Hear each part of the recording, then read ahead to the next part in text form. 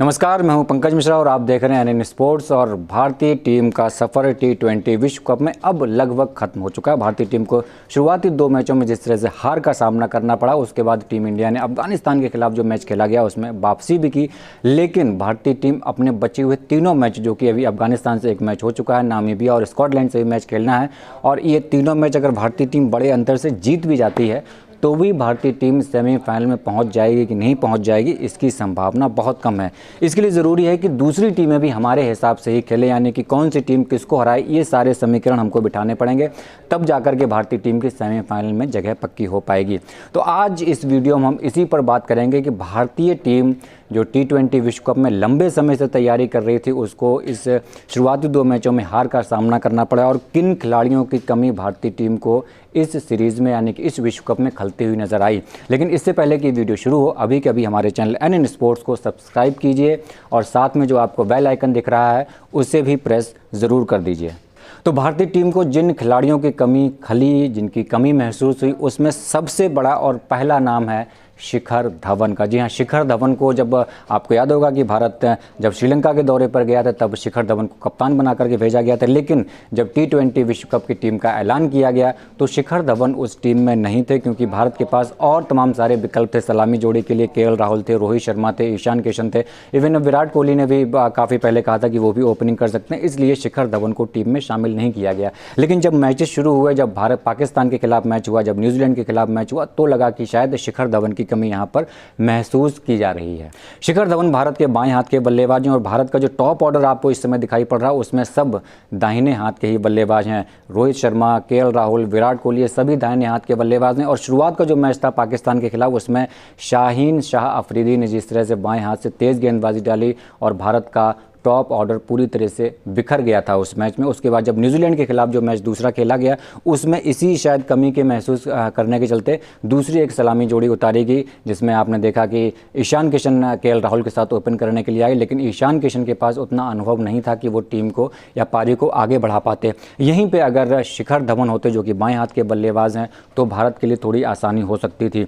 दूसरे मैच में भी आपने देखा कि ट्रेंट बोल्ट ने भारत के जो टॉप ऑर्डर था उसको एक तरीके से नेस्तनाबूद करके रख दिया। शिखर धवन के पास जिस तरह का अनुभव है, जिस तरह से वो बल्लेबाजी करते हैं, उससे भारत को कुछ मदद मिल सकती थी, लेकिन शिखर धवन इस टीम में नहीं थे। विश्व कप में भारत को जिस दूसरे बड़े खिलाड़ी की अभी तक कमी महसूस हुई है, उनका नाम है युजवेंद्र चहल। जी हाँ, युजवेंद्र चहल, आपको याद होगा कि IPL का फेज़ 1 भारत में ही खेला गया था, उसके बाद कोरोना वायरस के चलते इसे स्थगित कर दिया गया, और फिर कोरोना वायरस के बाद जब BCCI ने तय किया कि UAE में IPL का दूसरा फेज़ खेला जाएगा, उससे पहले ही भारतीय टीम का सिलेक्शन हो गया था। भारत का सिलेक्शन, जो टीम इंडिया का जो स्क्वाड का ऐलान किया गया, वो सितंबर के पहले हफ्ते में ही कर दिया गया था, और जो IPL का दूसरा फेज़ था वो सितंबर के लास्ट में खेला जाना था। और उसके वजह से एक खिलाड़ी जो सिलेक्टर्स जिसका चयन नहीं किया सिलेक्टर्स ने, उनका नाम है युजवेंद्र चहल, क्योंकि पहला फेज़ जो IPL का खेला गया उसमें बहुत अच्छा प्रदर्शन नहीं था। और टीम में किसको शामिल किया गया?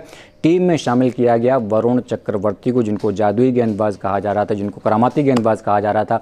लेकिन जब उनको मैच में उतारा गया, पाकिस्तान के खिलाफ मैच में उतारा गया, न्यूजीलैंड के खिलाफ मैच में उतारा गया, तो फिर उनका जादू नहीं चला, उनकी मिस्ट्री नहीं चली, और पहले दोनों मैचों में वो कोई ख़ास कमाल नहीं कर पाए। लेकिन आपने देखा होगा कि जब दूसरा फेज़ जो UAE में खेला गया था IPL का, उसमें कोई भी मैच ऐसा नहीं था जिसमें युजवेंद्र चहल ने कोई ना कोई विकेट ना लिया हो। हर मैच में उन्होंने कम से कम 1 विकेट, 2 विकेट, 3 विकेट निकालने में कामयाबी हासिल की थी। और उसके बाद जब आपने देखा कि अफगानिस्तान के खिलाफ रविचंद्रन अश्विन को टीम में वापस किया गया, तो उन्होंने 4 ओवर में 14 रन देकर के 2 विकेट लिए, जबकि वरुण चक्रवर्ती ऐसा काम नहीं कर पाए। तो एक तरीके से कहें कि युजवेंद्र चहल जिस तरह से फ्लाइटेड गेंद डालते हैं, जिस तरह से स्पिन कराते हैं, जिस तरह से टर्न कराते हैं, उसकी कमी भी कहीं ना कहीं भारतीय टीम को इस विश्व कप में खली है, जिसकी वजह से भारत अपने शुरुआती 2 मैच हारा, और उसके बाद भारत का विश्व कप करीब करीब खत्म सा हो गया है।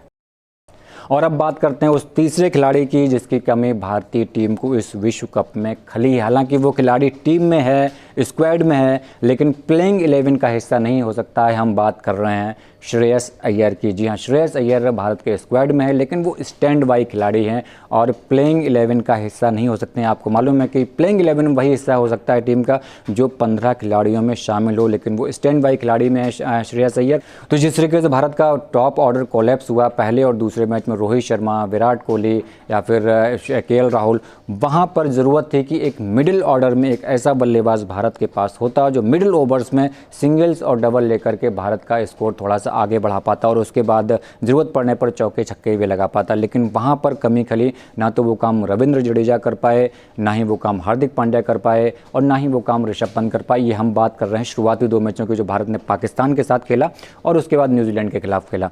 तीसरा मैच जो अफगानिस्तान के खिलाफ, उसमें तो भारत की सलामी जोड़ी ने भी अच्छा काम किया और उसके बाद प्रमोट करके ऋषभ पंत भी ऊपर भेजे गए, इसके बाद हार्दिक पांड्या भी प्रमोट करके ऊपर भेजे। इन्होंने सभी ने अपना काम किया। लेकिन जो शुरुआती जो मैच हुए उसमें भारत को बहुत नुकसान हुआ उनके हारने से और उसमें सबसे बड़ी दिक्कत यह रही कि भारत का टॉप ऑर्डर फेल हुआ और मिडिल ऑर्डर में भारत के पास कोई नहीं था। यहाँ पर अगर श्रेयस अय्यर जैसा बल्लेबाज होता जो मिडिल ओवर्स में रन बना सकता है, सिंगल्स और डबल्स में रन बना सकता है और ज़रूरत पड़ने पर तेज़ भी खेल सकते हैं, उनकी कमी कहीं ना कहीं खली है भारत को, क्योंकि मिडिल ऑर्डर को मजबूती देने के लिए भारत के पास कोई खिलाड़ी नहीं था। इसकी वजह से भारत को तमाम सारी दिक्कतों का भी सामना कहीं ना कहीं करना पड़ा है, ये महसूस किया जा रहा है। तो अब करीब करीब भारत का विश्व कप खत्म हो चुका है। भारत अपने बाकी मैचेस अभी खेल रहा है, लेकिन दूसरी टीमें किस तरह का प्रदर्शन करती हैं, अफगानिस्तान किस तरह का प्रदर्शन करता है, न्यूजीलैंड किस तरह का प्रदर्शन करता है, उस पर बहुत सारी चीज़ें डिपेंड है। लेकिन अब मोटे तौर पर माना जा रहा है कि भारत अब न्यूजीलैंड के साथ जो सीरीज़ होनी है, घरेलू सीरीज़ होनी है, उसके लिए अपनी तैयारी कर रहा है। भारत के नए कप्तान का भी ऐलान बहुत जल्दी होना है T20 के लिए और उसके बाद हेड कोच का भी ऐलान कर दिया गया जो कि राहुल द्रविड़ होंगे। भारत आगे कैसा प्रदर्शन करता है और जल्दी ही इस सीरीज़ के लिए जो न्यूजीलैंड के खिलाफ खेली जानी, इसके लिए टीम इंडिया का भी ऐलान किया जाना है। देखना होगा कि जो विश्व कप में जो खिलाड़ी खेल रहे थे उसमें किसको किसको बाहर किया जाता है और किसकी नई एंट्री होती है। इन तमाम सारी जानकारियाँ भी लेकर हम आपके लिए आते रहेंगे, लेकिन अभी के लिए इतना ही। नमस्कार।